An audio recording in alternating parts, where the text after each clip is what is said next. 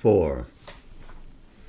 Money is the visible sign of a universal force, and this force, in its manifestation on earth, works on the vital and physical planes and is indispensable to the fullness of the outer life. In its origin and its true action, it belongs to the divine. But like other powers of the divine, it is delegated here, and in the ignorance of the lower nature can be usurped for the uses of the ego, or held by asuric influences and perverted to their purpose. This is indeed one of the three forces, power, wealth, sex, that have the strongest attraction for the human ego and the asura, and are most generally misheld and misused by those who retain them. The seekers or keepers of wealth are more often possessed rather than its possessors.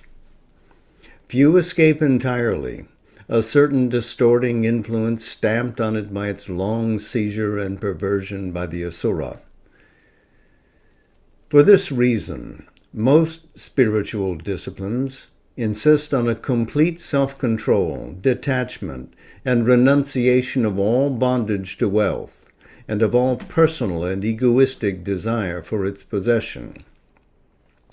Some even put a ban on money and riches, and proclaim poverty and bareness of life as the only spiritual condition. But this is an error. It leaves the power in the hands of the hostile forces. To reconquer it for the divine, to whom it belongs, and use it divinely for the divine life, is the supramental way for the sadhaka. You must neither turn with an ascetic shrinking from the money power, the means it gives and the objects it brings, nor cherish a rajasic attachment to them, or a spirit of enslaving self-indulgence in their gratifications. Regard wealth simply as a power to be won back for the mother and placed at her service. All wealth belongs to the divine, and those who hold it are trustees, not possessors. It is with them today. Tomorrow it may be elsewhere. All depends on the way they discharge their trust while it is with them, in what spirit, with what consciousness in their use of it, to what purpose.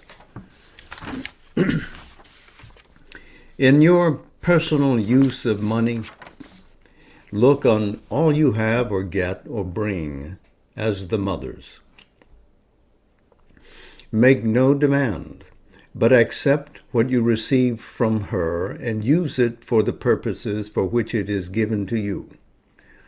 Be entirely selfless, entirely scrupulous, exact, careful in detail, a good trustee. Always consider that it is her possessions and not your own that you are handling.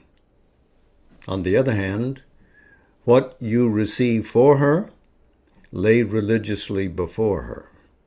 Turn nothing to your own or anybody else's purpose. Do not look up to men because of their riches, or allow yourself to be impressed by the show, the power, or the influence. When you ask for the mother, you must feel that it is she who is demanding through you a very little of what belongs to her, and the man from whom you ask will be judged by his response. If you are free from the money taint, but without any ascetic withdrawal, you will have a greater power to command the money force for the divine work. Equality of mind, absence of demand, and the full dedication of all you possess and receive, and all your power of acquisition to the divine Shakti and her work, are the signs of this freedom.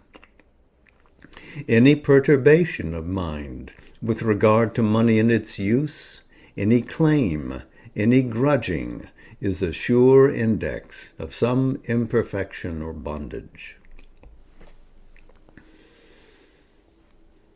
The ideal sadhaka in this kind is one who, if required to live poorly, can so live, and no sense of want will affect him or interfere with the full inner play of the divine consciousness.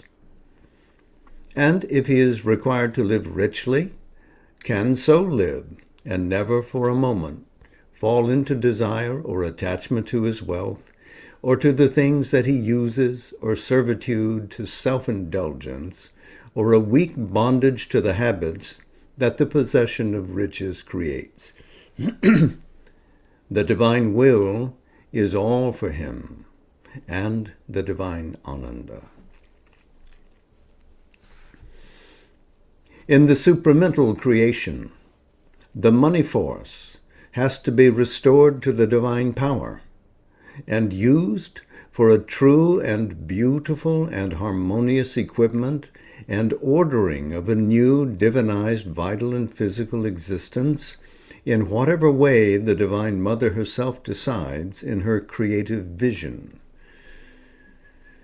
But first it must be conquered back for her, and those will be strongest for the conquest, who are, in this part of their nature, strong and large and free from ego and surrendered without any claim or withholding or hesitation.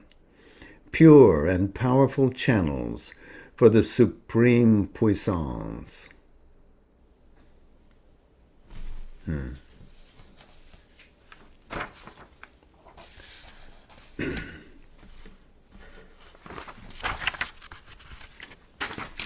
So, a few comments.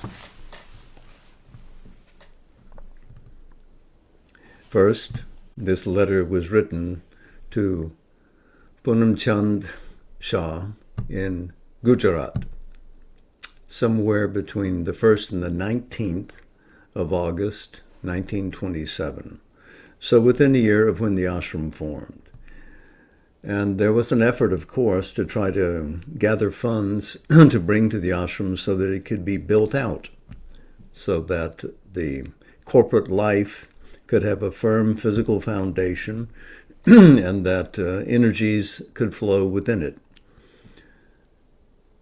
You can see now, decades and decades later, how successful that has been. But at the beginning, and for a long time, throughout really the lives of Sri Aurobindo and the Mother, it's not that they had superfluity of money, but that instead they were often in dire straits. When Punam Chand was in Gujarat raising money for Sri Aurobindo, he received this letter. Chapter 3, 4, and 5 in this book, we call them chapters, were all written to him.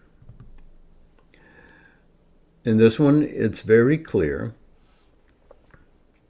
that the ashram's finances needed to be buttressed. Sri Aurobindo's income was limited. Books were beginning to get published, which helped bring money into the nascent ashram.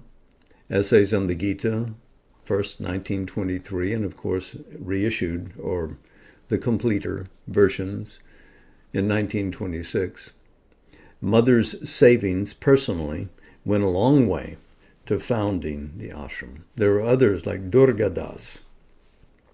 Punam Chand's efforts were important, but Durga Das caused a great deal of money to come to the ashram. And Sri Aurobindo always had a tender place in his heart for Durga Das. Also, Durai Swami brought plenty and plenty of money over time. He was beginning his career in legal practice in what we call Chennai now, Madras then. So it was another source of money. Among Sri Aurobindo's small publications at the time, remember the Life Divine, A synthesis of yoga had not been released. They were still in the pages of Arya, had not been brought out. But he published the Isha Upanishad, Ideals in Progress, and some political writing. The Katha Upanishad, I believe, came out then, and some booklets. But not many things were in circulation yet. So it wasn't as if the publishing career was going to carry the ashram forward. And so there was an effort at fundraising. Punam Chand was in Gujarat, which was, even then, of course, a great source of capital and business expertise, etc. And many number of people were drawn from Gujarat to Sri Aurobindo. Punam Chand himself was very popular. He was a bodybuilder and an affable person, and very striking and heroic in his posture, and people were very moved by him. So Sri Aurobindo had written positively about him as early as 1923, saying that he was absolutely trusted as a devotee and disciple.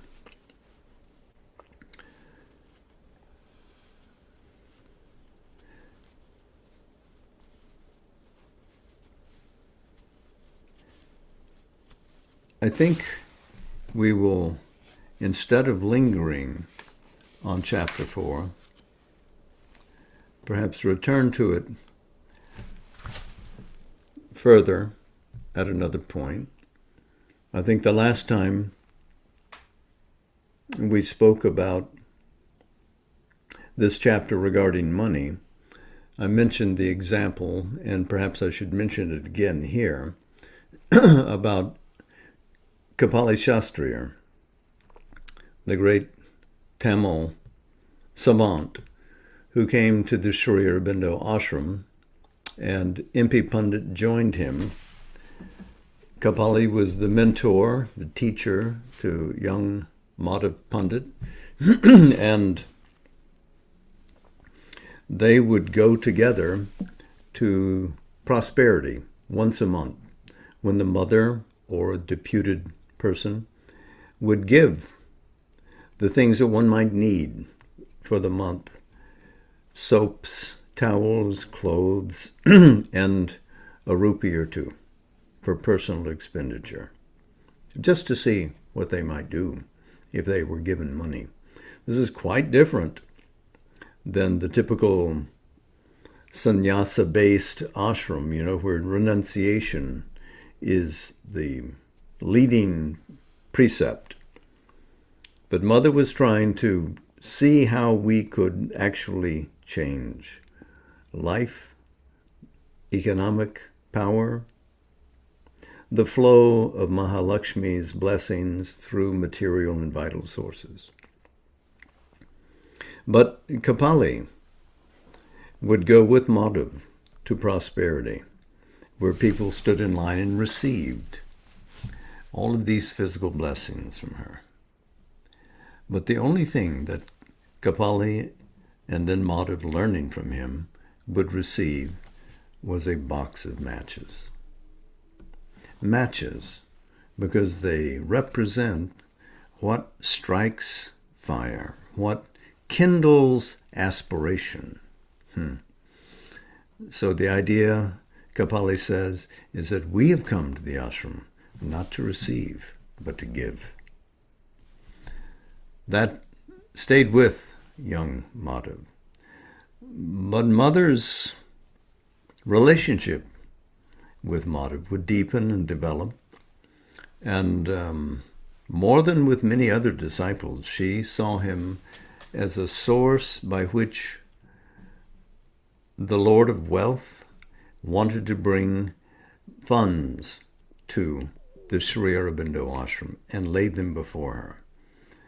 So he would sedulously receive the monies and place them before her. When he started his publishing career, he would take the entirety of what the books would bring and give them to her, only keeping enough to publish the next book. This idea of money going with the perfection of life, aiming at establishing something new here, where there's no disharmony in the being, but all is dedicated to the Supreme, has a note in the Kularnava Tantra. We often refer to tantric teachings, and there's a verse translated into English which says, Bhoga, delight, enjoyment, becomes yoga. Evil becomes good. Life leads to liberation. So let us remember Sri Aurobindo's insistence here that we must widen, become pure, and surrender wholly, so that all manner of the Mother's attributes can reside in us and flow through us. We must be, as he says, pure and powerful channels for the supreme puissance, so that this world can be better founded.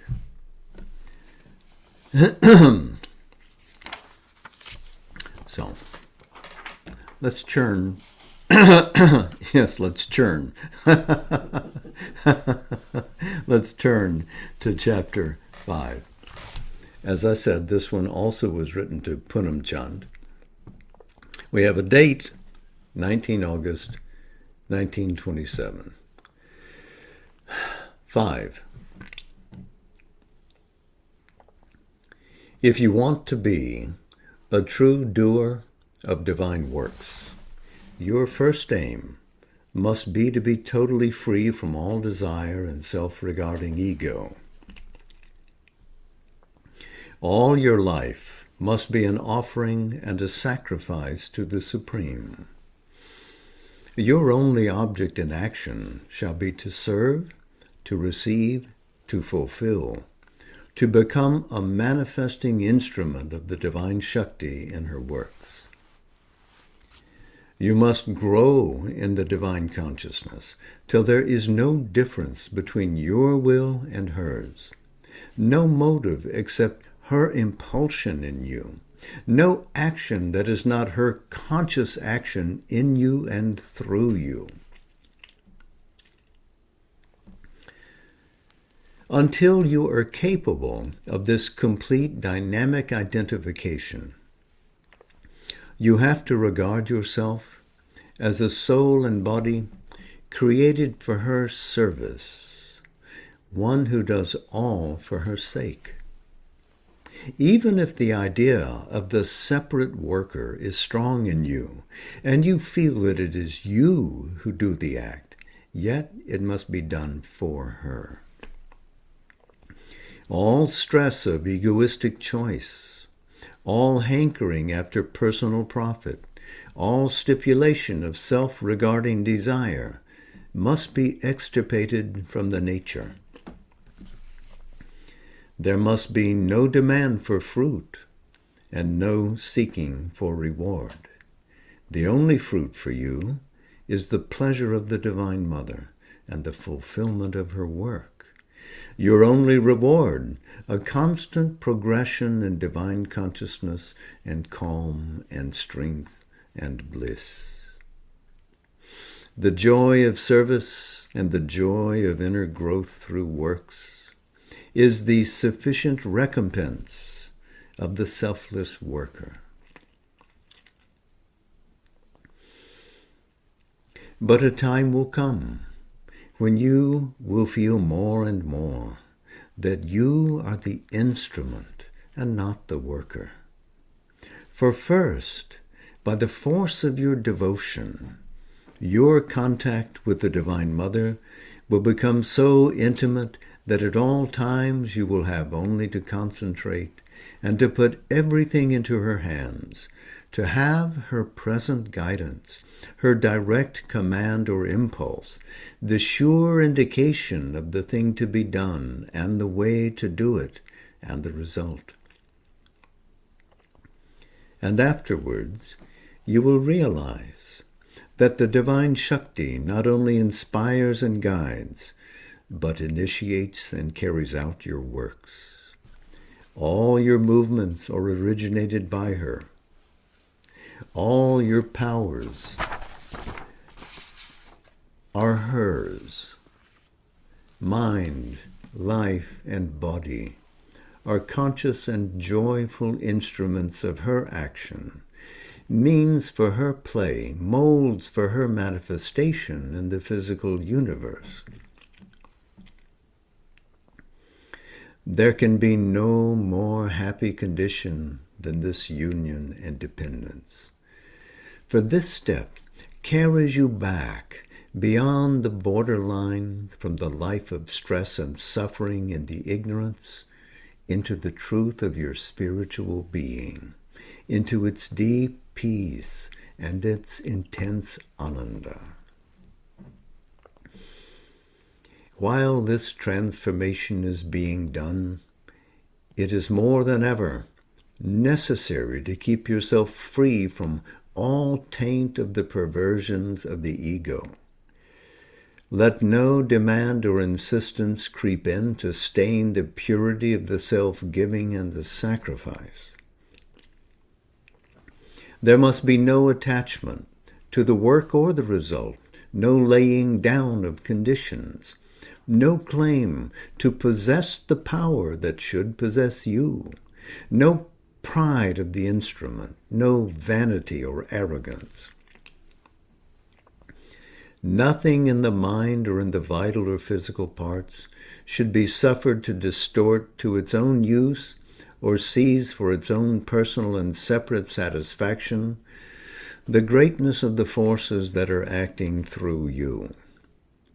Let your faith, your sincerity, your purity of aspiration be absolute and pervasive of all the planes and layers of the being. Then every disturbing element and distorting influence will progressively fall away from your nature.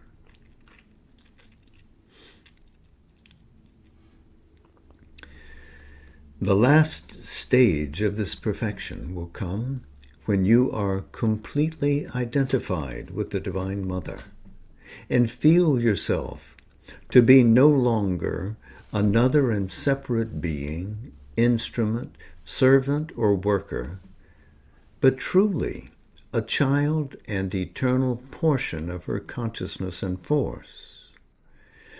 Always, she will be in you and you in her.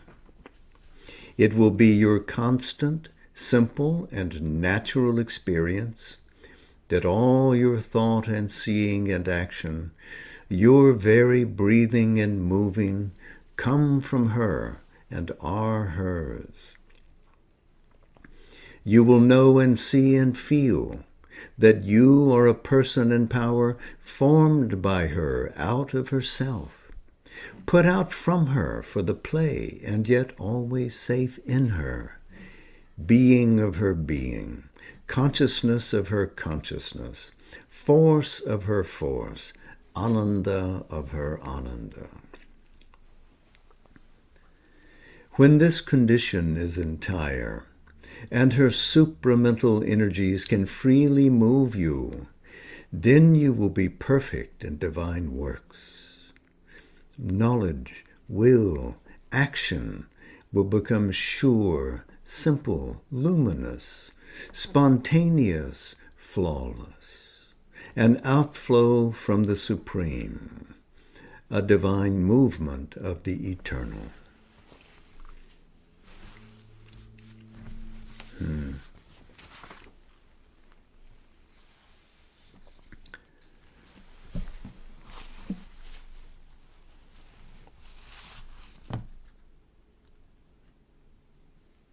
Servant, worker, instrument, child.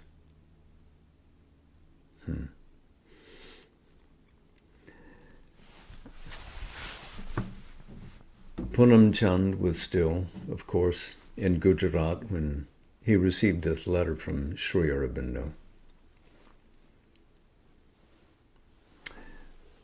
Roughly 4 years earlier, through his influence, he brought Champaklal, the great devotee, to Mother and Sri Aurobindo. And he was a great lion, but he was always Mother's child. So we can see the Himalayas when we look up to Mother and Sri Aurobindo. But we need to understand there were other mountains there as well. In these earliest years, as the ashram was forming, great beings had gathered to be present with Sri Aurobindo and Mother in this epic journey, in a sense to rewrite the history and the future of the universe. So important is this work that all depends on bringing the supramental into the ground, all the way into where we live concretely. But we have to be the instruments by which this is conducted.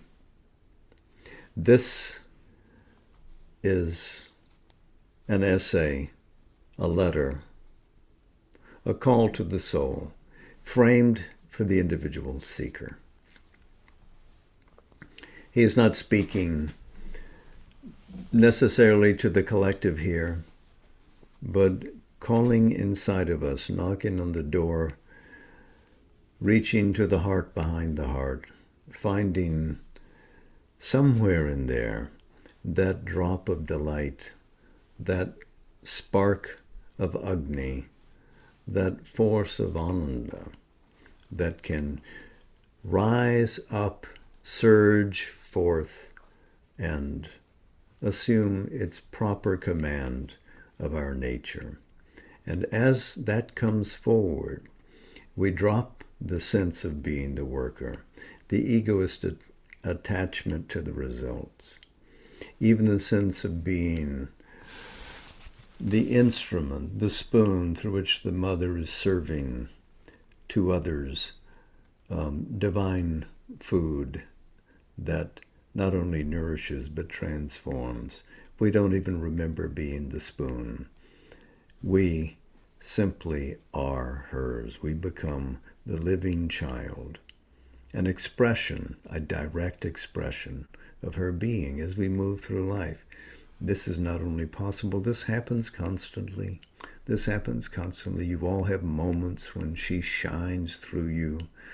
Whatever may be the impediments in our nature, this is truly you. This is what your fundamental truth is. So the idea has to become reality. These are words that compel us to seek, compel us to work. We are not here to be renunciants. We have come here and we're taking up the world as it is, and we insist on an effort at transformation. Let's have some joy along the way. Let's work hard. Let's be integrally sincere. And let's identify ourselves with her, this Mother who is, as is described here, the true being, the true consciousness, the true delight. Satchit Ananda Rupini. Again, Sri Lalita Sahasranam, the 700th verse. This is what will carry us if we live in the power of this triple nature of the divine. It means that we will find our souls and allow her greater energies to find their way through us into the world. Oneness is the result.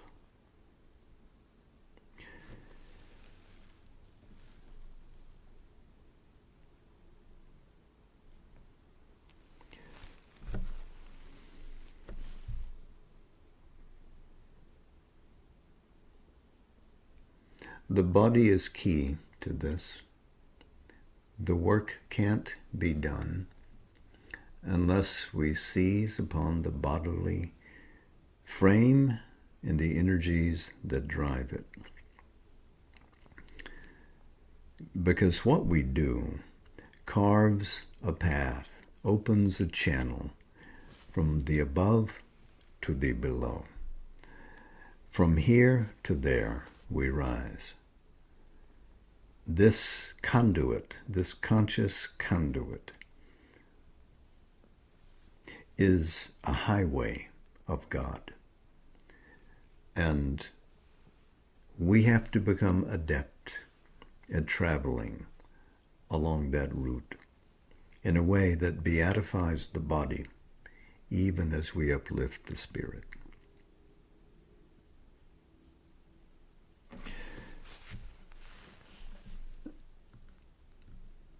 In their different ways, Sri Aurobindo, sitting silently, majestically, like the Himalayas, and yet radiating such force, such dynamism. We see only some of it in his written works, even Savitri. He was, and is, much more than that. And the mother, moving continually through all the planes of being that existed within the ashram, representing the entirety of the cosmos. We don't have a real insight until we open up inside to see what it was she was doing and is doing still. But the more we grow, the more we will know. Next week, we turn to the great section in which the four powers and personalities of the Divine Mother are discussed. Maheshwari, Mahakali, Mahalakshmi, Mahasaraswati. But before we go, we're in Mother's Month, and so we read again from Book 3, the Book of the Divine Mother, in Savitri. I'm going to read a little lengthily tonight, beginning on page 314.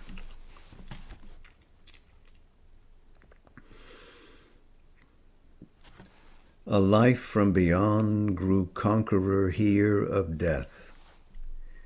To err no more was natural to mind. Wrong could not come where all was light and love.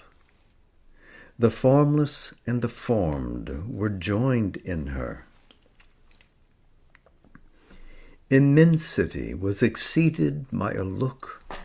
A face revealed the crowded infinite, incarnating inexpressibly in her limbs the boundless joy the blind world forces seek. Her body of beauty mooned the seas of bliss. At the head she stands of birth and toil and fate. In their slow round the cycles turn to her call. Alone her hands can change time's dragon base. Hers is the mystery the night conceals. The spirit's alchemist energy is hers. She is the golden bridge, the wonderful fire. The luminous heart of the unknown is she, a power of silence in the depths of God. She is the force, the inevitable word, the magnet of our difficult ascent, the sun from which we kindle all our suns, the light that leans from the unrealized vasts, the joy that beckons from the impossible, the might of all that never yet came down. All nature dumbly calls to her alone, to heal with her feet the aching throb of life, and break the seals on the dim soul of man, and kindle her fire in the closed heart of things. All here shall be one day her sweetness home. All contraries prepare her harmony. Towards her our knowledge climbs, our passion gropes. In her miraculous rapture we shall dwell. Her clasp shall turn to ecstasy our pain. Our self shall be one self with all through her. In her confirmed, because transformed in her, our life shall find in its fulfilled response above the boundless hushed beatitudes, below the wonder of the embrace divine. This known as in a thunder flash of God, the rapture of things eternal filled his limbs. Amazement fell upon his ravished sense. His spirit was caught in her intolerant flame. Once seen, his heart acknowledged only her. Only a hunger of infinite bliss was left. All aims in her were lost, then found in her. His base was gathered to one pointing spire.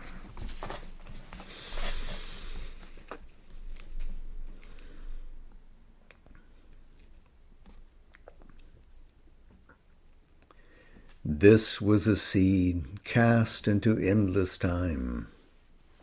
A word is spoken, or a light is shown. A moment sees, the ages toil to express. So, flashing out of the timeless, leaped the worlds. An eternal instant is the cause of the years. All he had done was to prepare a field. His small beginnings asked for a mighty end. For all that he had been must now new shape in him her joy to embody, to enshrine her beauty and greatness in his house of life. But now his being was too wide for self. His heart's demand had grown immeasurable. His single freedom could not satisfy. Her light, her bliss, he asked for earth and men. But vain are human power and human love to break earth's seal of ignorance and death. His nature's might seemed now an infant's grasp. Heaven is too high for outstretched hands to seize. This light comes not by struggle or by thought. In the mind's silence the transcendent acts, and the hushed heart hears the unuttered word. A vast surrender was his only strength. A power that lives upon the heights must act, bring into life's closed room the immortal's air, and fill the finite with the infinite. All that denies must be torn out and slain, and crushed the many longings for whose sake we lose the one for whom our lives were made. Now other claims had hushed in him their cry. Only he longed to draw her presence and power into his heart and mind and breathing frame. Only he yearned to call forever down her healing touch of love and truth and joy into the darkness of the suffering world. His soul was freed and given to her alone.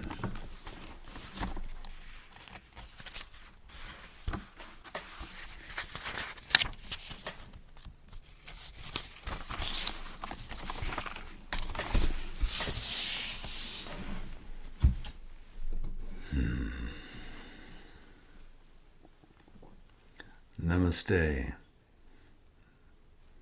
Mother's luminous children. I salute her in you.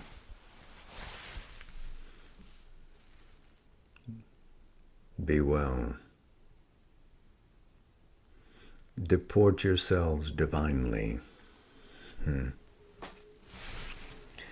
We'll see each other soon. Much love. Mother's birthday is upon us. Let us begin celebrating now with true surrender. Namaste. Jai Ma.